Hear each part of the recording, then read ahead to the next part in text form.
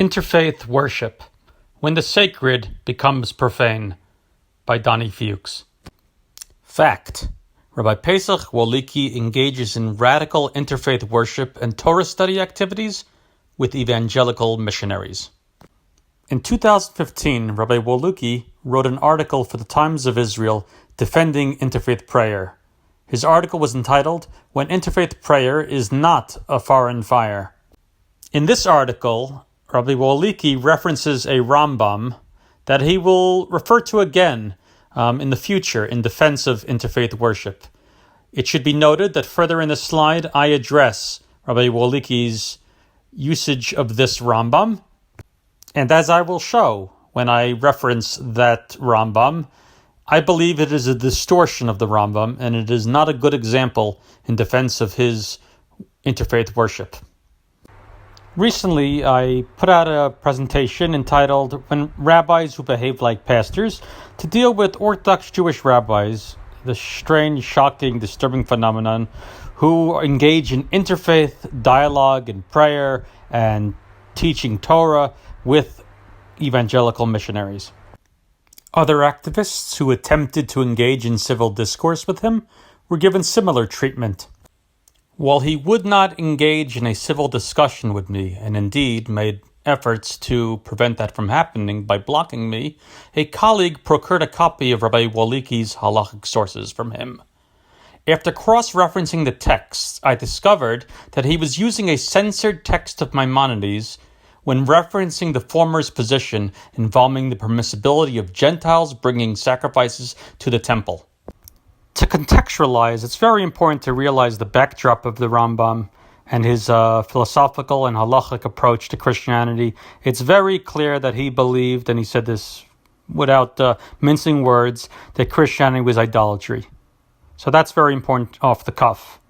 Nevertheless, we're dealing with the permissibility, according to Rambam, of Gentiles to bring a certain type of sacrifice to the temple under certain conditions.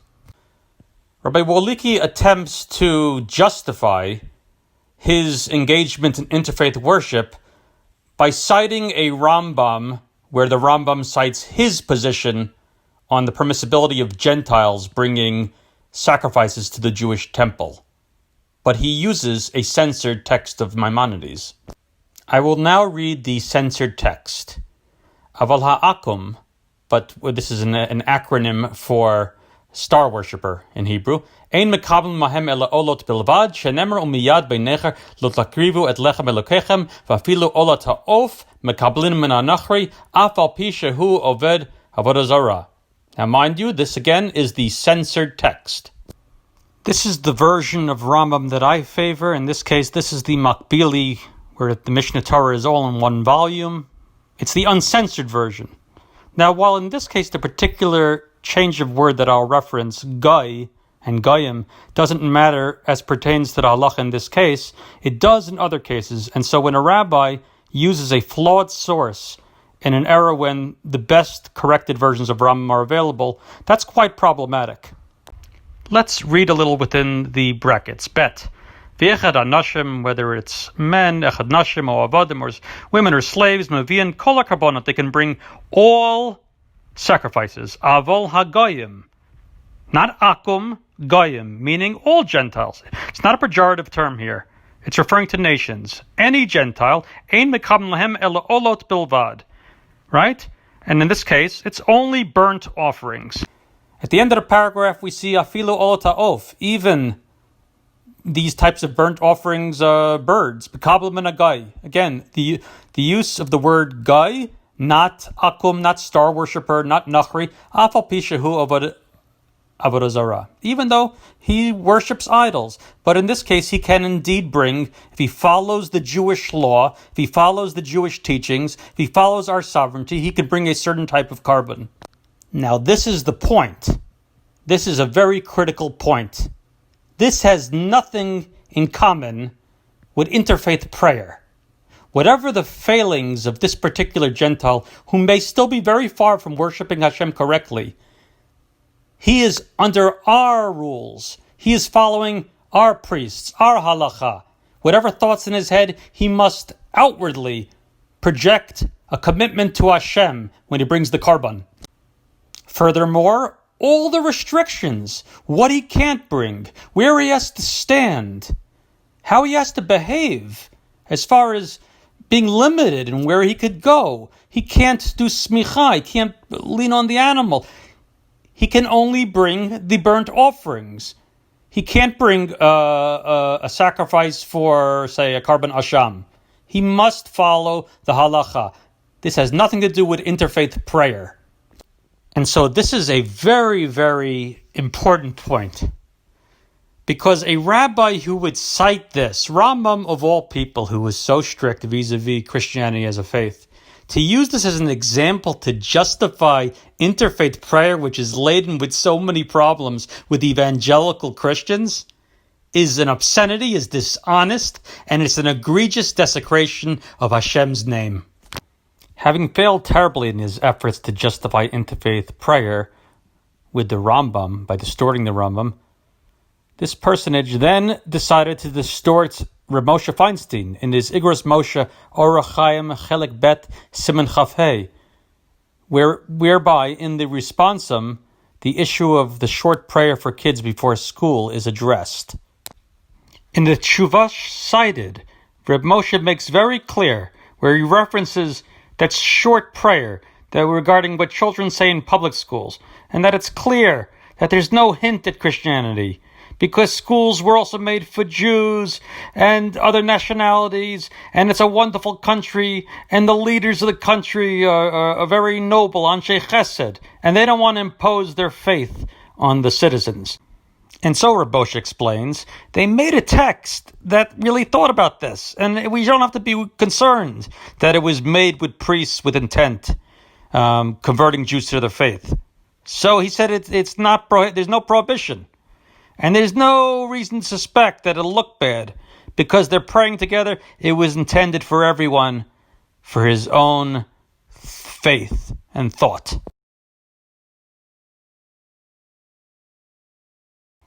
To fully appreciate how strict Reb Moshe Feinstein was on interfaith matters that were not relating to dialogue or prayer, we can look at this excellent translated tshuva, Yoredeah 3, number 43, Igrot Moshe, where it's a response dealing on such matters that was translated, I believe, by David Ellenson, president of Hebrew Union College, Jewish Institute of Religion, and this is from the American Jewish Archives. And we can see here Reb Moshe is very strict, where he's talking about that even though you will discuss things that were non-theological in nature, it is clear and simple that these things are a grave violation of the prohibition against things that are related to idolatry, right? And also, in many locales, on account of this initiative of the new pope, whose only intent is to cause all the Jews to abandon their pure and holy faith so that they will accept Christianity. And he continues, consequently, all contact and discussion with them, even on worldly matters, is forbidden, for the act of drawing near is in and of itself forbidden, as it falls into the category of the grave prohibition against rapprochement with idolatry, hitkarvut im avodah zarah, drawing close. It's really important to read this final paragraph there. And one should also consider this drawing near as falling underneath the category of prohibition, very critical, against the one who entices, hamesit, and the one who leads astray, hamadiach. These are strict words in Judaism. For even though you and the other Orthodox rabbis, rabbanim, who will go there, will surely be cautious about you'll say, and you will behave well, and you're not gonna make the mistakes as reform. So you're not going to make the mistakes as the Reform and Conservative rabbis, who by definition fall into the category of those who entice and lead astray. Nevertheless, many people will learn from your example, and they will attend the sermons of missionaries and the like. Similarly, you should not even send a letter there expressing what you might be prepared to discuss, for all contact with them assists them in their most evil plot. Again, I want to reiterate, the terms that Rav Moshe is using are very, very strict, to say the least. If you look at the Gemara and you look at what the Rishonim and Achronim, these are harsh words. Similarly, it is forbidden to participate in any way in meetings like the ones I heard that they proposed to hold in Boston and Rome. Anyone who participates with them, whether they may be, will be considered among those who entice and lead the community of Israel astray. He continues, Catholic missionaries have labored for years to convert the Jews. It's very interesting. All these early tshuvot and essays, confrontation, were dealing with the Catholics. This was before the evangelicals even made their overtures towards Jews. So nevertheless, it succeeded only in rare instances. God forbid that it be possible that many more Jews would convert to Christianity on account of such joint ventures and become of rabbis like these, rabbis who lack good sense and who desire to engage in such joint meetings with them. And he continues onward, and one cannot put forward a claim on behalf of the one who entices that this was not his intent, for their souls will be culpable, God forbid, in this world and in the world to come. Reb Moshe was so strict. This is what he felt about a non-theological meeting. How could this rabbi, how dare he misuse the Rambam's words, Reb Moshe's words, to justify his Chil Hashem, his disgrace, his strange fires? I could go on and on this issue, but this part one was just to discuss the issue of how forbidden interfaith prayer is according to halacha, and how no Torah source would ever allow it, and the use of Rav Moshe Feinstein or the Rambam to justify it, whether it's from a layperson or a rabbi, is disgraceful Chil Hashem. There is no such source for this in Judaism. It is forbidden.